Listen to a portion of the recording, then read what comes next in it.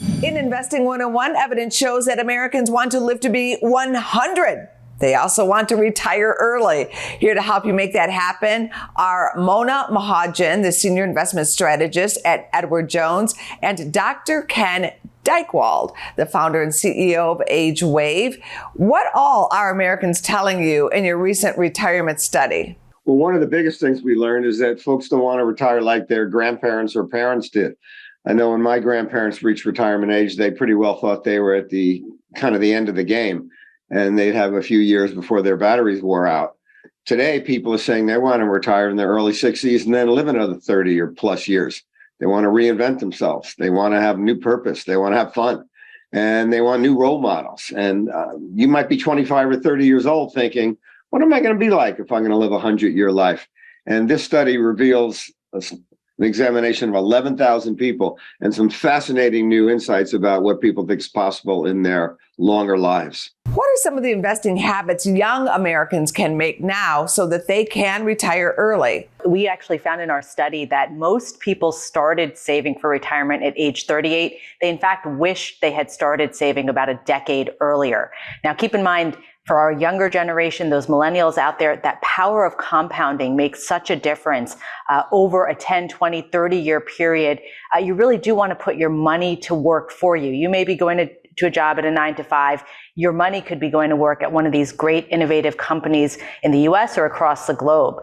Now, some of the other factors we saw that really helped young people especially think about thriving in retirement, think about things like saving, maximizing your savings, of course, but even things like avoiding early 401k withdrawals, thinking about potentially starting to invest sooner rather than later, and really trying to avoid debt in the long term as well. So, healthy financial habits broadly really did make a difference, especially when you're preparing for a potential 3 decades of retirement. What are the 4 stages of retirement?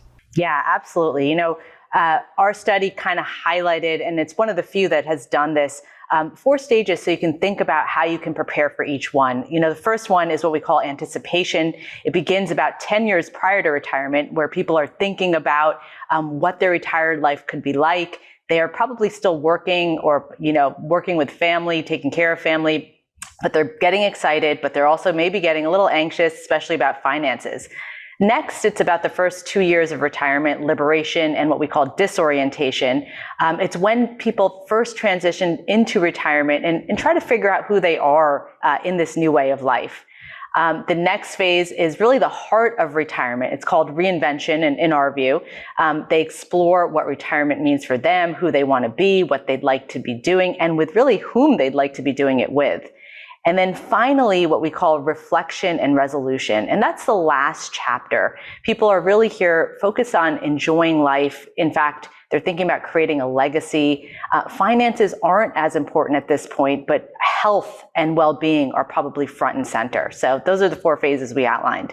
Any final words, Doctor? Well, one of the great things that's going on here is that many financial firms do studies. They keep them secret. Edward Jones is making this massive report available for everyone for free.